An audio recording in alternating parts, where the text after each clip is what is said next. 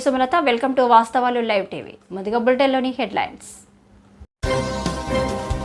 Cinema ఇండస్ట్రీలోని మహిళలకి బహిరంగ క్షమాపణ చెప్పాలని దానంని డిమాండ్ చేస్తున్న బీఆర్ఎస్ పార్టీ రాష్ట్ర మహిళా నాయకురాలు. విద్యార్థిని పట్ల అసభ్యంగా ప్రవర్తించిన వార్డెన్ కు దేహశుద్ధి చేసిన విద్యార్థిని బంధువులు, తల్లిదండ్రులు. అప్పుడు జరిగిన రైతు ఆత్మహత్యలను ఇప్పుడు జరుగుతున్న వాటితో పోల్చడం సరికాదు అంటున్న BJP MP Raghunandan Rao.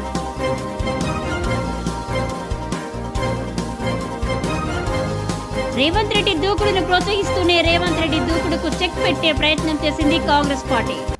BRS పార్టీలో ఎమ్మెల్యేగా గెలిచి కాంగ్రెస్ పార్టీకి జంప్ అయిన మహానుభావుడు దానం నాగేందర్ ఈరోజు పార్లమెంటు సభ్యురాలు అయిన కంగనా రనౌత్ని సినిమాల్లో భోగం వేషాలు వేసుకునే ఆమె రాహుల్ గాంధీని విమర్శించే స్థాయి అని మాట్లాడడం జరిగింది. సినిమా ఇండస్ట్రీని, సినిమాలో నటించే మహిళల్ని కించపరుస్తూ మాట్లాడడాన్ని ఒక మహిళగా, సినీ నటిగా, మూవీ ఆర్టిస్ట్ అసోసియేషన్ మెంబర్గా, బీఆర్ఎస్ పార్టీ రాష్ట్ర మహిళా నాయకురాలుగా తీవ్రంగా ఖండిస్తూ దానం నాగేందర్ సినిమా ఇండస్ట్రీకి, సినిమా ఇండస్ట్రీలోని మహిళలకి బహిరంగ క్షమాపణలు చెప్పాలని డిమాండ్ చేస్తున్నారని అన్నారు.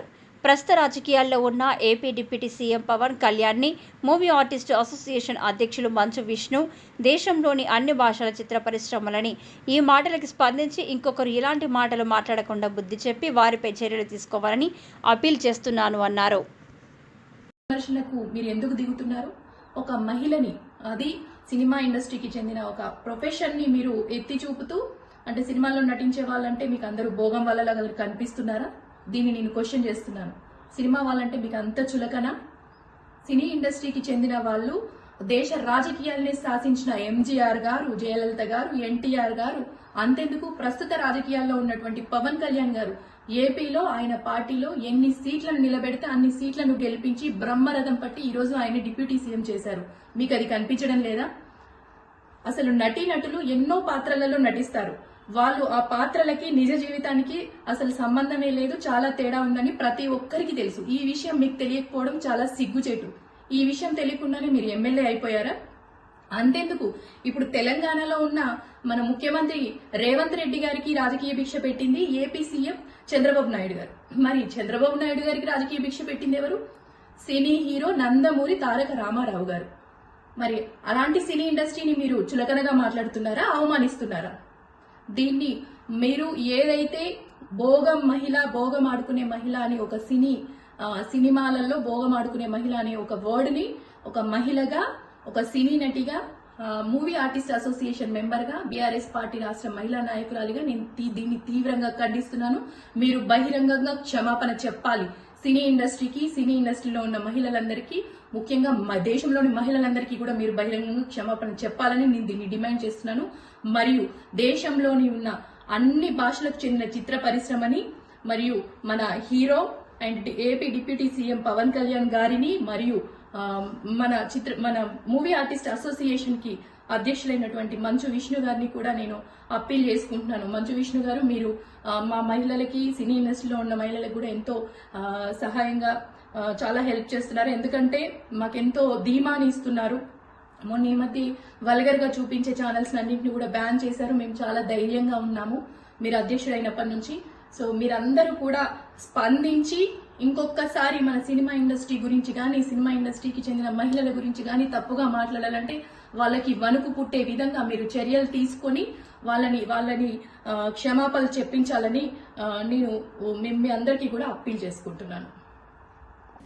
విద్యార్థిని పట్ల అసభ్యంగా ప్రవర్తించిన వార్డెన్కు దేహశుద్ధి చేసిన విద్యార్థిని బంధువులు, తల్లిదండ్రులు.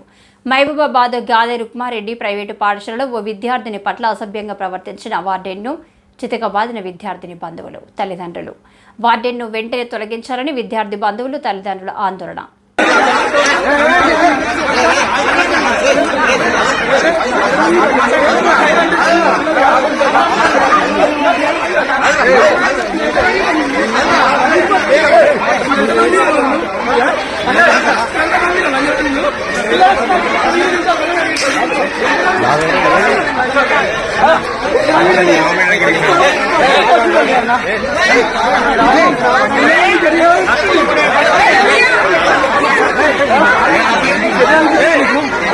నిజానికి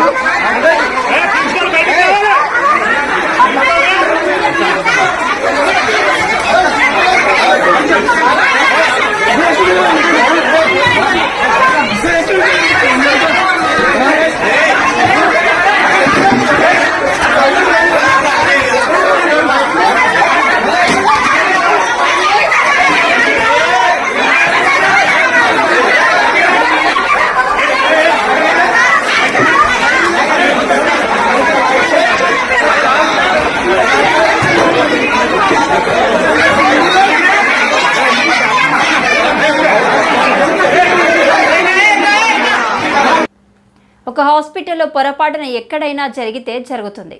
కొత్తగా వచ్చిన వాళ్ళను 5 నెలల్లోనే అన్ని చేయాలంటే ఎలా? కేసీఆర్ సీఎంగా ఉన్నప్పుడు గాంధీలో ఎవరూ చనిపోలేదా? ప్రస్తుతం మరణాల లెక్కలు చెప్పే ముందు 2014 నుంచి ఉన్న మరణాల లెక్కలు కూడా చెప్పాలి. అప్పుడు జరిగిన రైతు ఆత్మహత్యలను ఇప్పుడు జరుగుతున్న వాటితో పోల్చడం సరికాదు. బీజేపీ ఎంపీ రఘునందన్ రావు పొరపాటున ఎక్కడైనా జరిగితే జరిగి ఉంటుంది, ఇన్సిడెంట్ జరగలేదని నేను అంటలేను. మొత్తం 5 నెలల్లోనే ఏదో మార్పు జరగాలి. 10 ఏళ్లలో మీరు ఏం చేయలేని అసమర్థులు మీరు కొత్తగా వచ్చిన 5 నెలల్లో ఏదో జరగాలి అని చెప్పి ఏదో ఊహించుకుంటే ఎట్లయితుంది? బేసికల్గా జరుగుతున్న పొరపాటు ఎక్కడ, పునాదులు వేయడంలో జరిగిన పొరపాటు ఎక్కడ అనే చూడండి. 10 సంవత్సరాల్లో తెలంగాణ బంగారు తెలంగాణ అయిపోయింది, అంతా అయిపోయింది అనే మీరు పోయి ప్రగతి భవన్లు, సెక్రటరియట్లు పెద్ద 100 కోట్లతో కట్టినప్పుడు మరి 10 ఏళ్లలో మీరు కట్టిన దవాఖానలు ఏమైనా డాక్టర్లు ఎట్టిపోయినరు? ఎందుకు జరుగుతూ ఉన్నాయి మరణాలు? దీని మీద మాట్లాడకుండా రోజు ఏదో ఒకటి విమర్శించాలి కాబట్టి విమర్శించాలనుకోవడం అనేది మంచి పద్ధతి కాదు రాజకీయాల లోపల. 1. 2, if there is any specific case గురించి మాట్లాడుకుందాం, ఆ ఊరికి పోవాలి, మాట్లాడుకోవాలి. రైతుల ఆత్మహత్యలు మీ కాలంలో 10 ఏళ్ళు సాగినాయి, ఇప్పుడు కూడా జరుగుతూనే ఉన్నాయి. So how you will compare it? You have any statistics అంటే నో స్టాటిస్టిక్స్. మా కాలంలో రైతుల ఆత్మహత్యలు జరగలేదు అని చెప్తారు. జరగలేదా అన్న? ఫామ్ హౌస్ కాడికి పోయి మా దౌలతాబాద్ రైతే ఊరేసుకున్నాడు. దానికి there is no answer from the TRS. కాబట్టి కేటీఆర్ అయినా హరీష్ అయినా ఒక రకమైన ఫ్రస్ట్రేషన్ లోపల ఏదో చేయాలనేటువంటి తపన లోపల చేస్తున్న పంచాయతీ తప్ప గ్రౌండ్ రియాలిటీలో లేరు వాళ్ళు అనేది నా ఆలోచన.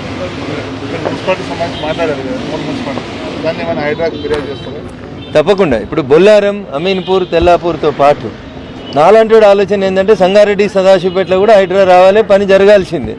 ఎందుకంటే చెరువులు, కుంటలు ఏ ఊర్లో ఉన్నా రక్షించబడాలి. మోర్ పర్టికులర్గా రింగ్ రోడ్ లోపల వచ్చేటువంటి బొల్లారం, అమీన్పూర్, తెల్లాపూర్ మున్సిపాలిటీల్లో ప్రతిరోజు ఏదో ఒక రకంగా ప్రభుత్వ భూముల ఆక్రమణ, చెరువులు, కుంటల ఆక్రమణ జరిగి పెద్ద బంగ్లాలు వస్తూ ఉన్నాయి, లక్షల కోట్ల రూపాయలు సంపాదించుకుంటా ఉన్నారు.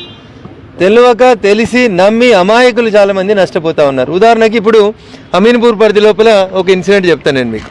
ఏం జరిగింది అంటే అక్కడ ఒక ప్రైవేట్ సర్వే నెంబర్ వేసి అపార్ట్మెంట్ కట్టినాడు. ఫిజికల్గా కట్టింది ఎక్కడ అంటే 943 అని గవర్నమెంట్ నెంబర్లో కట్టినాడు. ఈరోజు తహసీల్దార్ అమీన్పూర్ పోయి నోటీస్ ఇచ్చింది, ఈ స్థలం 943, ఇది మీరు చెప్తున్న 956 కాదు, ఈ అపార్ట్మెంట్ కూలగొడతాను అని చెప్తుంది. అపార్ట్మెంట్ వాళ్ళు లోన్ తీసుకున్నారు, 5 ఏళ్ల నుంచి అక్కడ ఉంటున్నారు.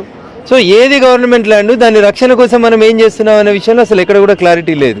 కాబట్టి హైడ్రానైనా ప్రభుత్వ అధికారులైనా నేను కోరేది ఒకటే, మున్సిపాలిటీ పరిధి లోపల ఉన్నటువంటి ప్రభుత్వ ఆస్తుల్ని రక్షించడంలో మీరు ముందుండండి. డంప్ యార్డ్ ఇస్తే డంప్ యార్డ్ లోపల బిల్డింగ్ కూలగొట్టిన మెటీరియల్ తెచ్చి నింపేస్తారు. శిల్పారామం అని కడితే సంగారెడ్డి లోపల పిల్లలు కూర్చోవడానికి పార్కుకు పనికిరాదు. రాజీవ్ పార్క్ అని ఊరు మధ్యలో కడితే చెత్తకుంటకు తయారవుతుంది.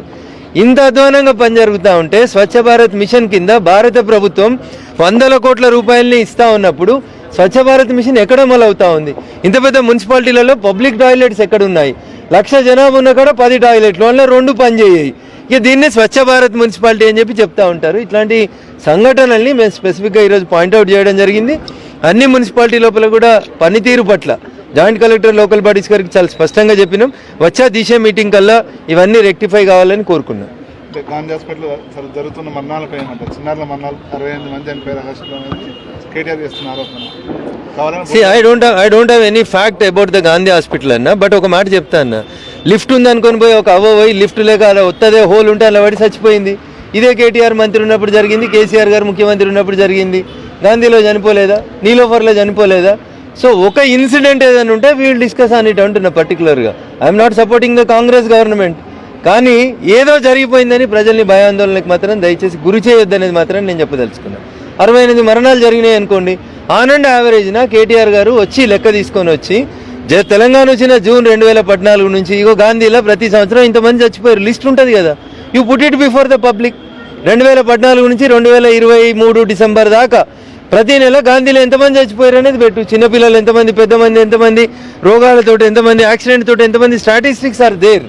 కాబట్టి 68 చనిపోయినారా లేరా అనే విషయం లోపల I don't have the factual figure. కానీ కేటీఆర్ ఏం మాట్లాడతాడు, హరీష్ ఏం మాట్లాడతాడు అంటే ఎంతసేపు మీడియాలో రోజు కనబడాలనే తపన తప్ప వాళ్ళ దగ్గర ఏదో గణాంకాలు ఉన్నాయైతే నేను అనుకోను. రేవంత్ రెడ్డి దూకుడును ప్రోత్సహిస్తూనే రేవంత్ రెడ్డి దూకుడుకు చెక్ పెట్టే ప్రయత్నం చేసింది కాంగ్రెస్ పార్టీ. గతంలో చూసుకున్నట్లయితే టీపీసీసీ ప్రెసిడెంట్గా ఉన్న రేవంత్ రెడ్డి తన దూకుడుతో పార్టీని బలోపేతం చేసి రాష్ట్రంలో కాంగ్రెస్ పార్టీని అధికారంలోకి తీసుకొచ్చాడు. ఇంతలోనే కాంగ్రెస్ అధిష్టానం రేవంత్ రెడ్డి దూకుడుకు చెక్ పెట్టి టీపీసీసీ అధ్యక్షునిగా బొమ్మ మహేష్ కుమార్ గౌడ్ రంగంలోకి దించిందని రాజకీయ విశ్లేషకులు చర్చించుకుంటున్నారు. కాంగ్రెస్ పార్టీ ప్రతి ఒక్కరికి అవకాశం ఇచ్చి వాటిని బ్యాలెన్స్ చేసే విధంగా వ్యూహం రచిస్తుందని విశ్లేషకులు భావిస్తున్నారు. అటువంటి వాళ్ళకి కూడా మంత్రి పదవులు ఇవ్వాల్సి వచ్చింది, కోమటిరెడ్డి లాంటి వాళ్ళకు కూడా. మరొక వైపును చూస్తుంటే ఇప్పుడు ఆ టైంలో అవకాశం దొరకనటువంటి మహేష్ కుమార్ గౌడ్కి అప్పట్లో ఈ యాంటీ రేవంత్ వర్గంగా ముద్రపడ్డటువంటి పిసిసి వర్కింగ్ ప్రెసిడెంట్ అయినటువంటి మహేష్ గౌడ్కి తనకు మంత్రి పదవి దక్కలేదు. ఇప్పుడు అతనికి పిసిసి చీఫ్ ఇచ్చింది కాంగ్రెస్ పార్టీ అధిష్టానం. రేవంత్ ఎంత ప్రయత్నించినా ఆపడానికి వర్కౌట్ కాలేదు, చివరికి పిసిసి చీఫ్ పదవి దక్కింది. ఇప్పుడు అసలు లాజిక్ ఉంది. అంటే ఏంటి, రేవంత్ దూకుడిని ప్రోత్సహిస్తూనే రేవంత్ని చెక్ పెట్టేందుకు ఒకప్పుడు రాజశేఖర్ రెడ్డిని ప్రోత్సహిస్తూనే మరొక వైపున డి శ్రీనివాసను కేకేను అంటే తనని ఇబ్బంది పెట్టగలిగినటువంటి వ్యక్తులని పిసిసి చీఫ్లుగా పెట్టేది. అట్లాంటి ఒక చెక్ పెట్టేటటువంటిదే. అలాగని నేను తీసేయదు. ఇప్పుడు తెలంగాణ